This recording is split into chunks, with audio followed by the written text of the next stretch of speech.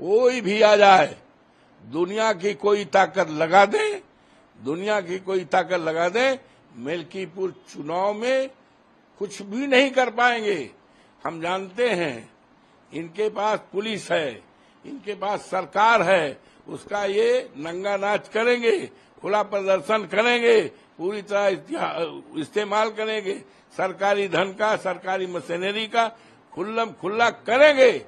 लेकिन इतिहास इस बात का गवाह है, जब सरकार और जनता में लड़ाई हुई है तो सरकार हारी है, जनता जीती है, ये इतिहास गवाह है। एक और बात है कि अभी जब ये चुनाव परिणाम आए लोकसभा के, तो उसके बाद जो बीजेपी की एक जो कॉमन चीज के सभी नेताओं में थी, उन्होंने कहा कि कहीं ना कहीं हमारा कुछ आत्म उत्साह था, जिसकी वजह से, अति आत्म उत्साह की वजह से हम कुछ सीटें हारे।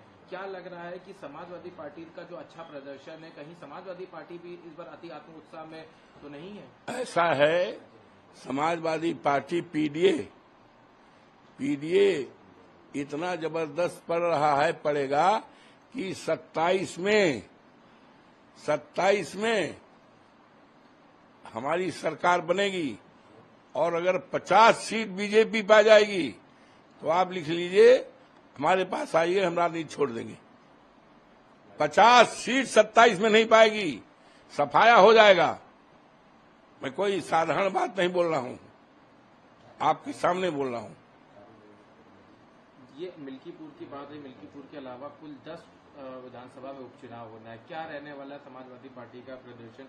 आपको भी बड़ी जिम्मेदारी दी गई है, पार्टी के वरिष्ठ नेता हैं, तमाम चीज कार्यक्रम है, क्योंकि बीजेपी तो अभी से जीत के दावे कर रही है। उन्होंने अपने प्रभारी नियुक्त कर दिए हैं, चाहे जो बहुचर्चित सीटें हैं, चाहे वो करहल की हो, मिल्कीपुर हो, अम्बेडकर नगर की, वहां पे लगातार उनकी तरफ से बेना तो प्रत्याशी। आप लोगों तो पूरी तरह से नजर रहती है और अच्छा है, जानकारी रखते हैं, ये लोकतंत्र के लिए अच्छी बात है कि आपसे हम जो सवाल पूछना चाहते हैं, अन्यथा न लीजिएगा। घोसी में चुनाव हो रहा था 2 साल पहले, उपचुनाव था। मुख्यमंत्री और इनके जितने मंत्री और इनके दोनों उप मुख्यमंत्री और इनकी पूरी कैबिनेट और देश दुनिया के तमाम थैलीशाह पहुंचे थे। यहां तक कहा था अखिलेश को हम इटावा भेज देंगे। बाई इलेक्शन था, कहा हम इनको इटावा भेज देंगे। हमारा उम्मीदवार जीता 46,000 वोट से।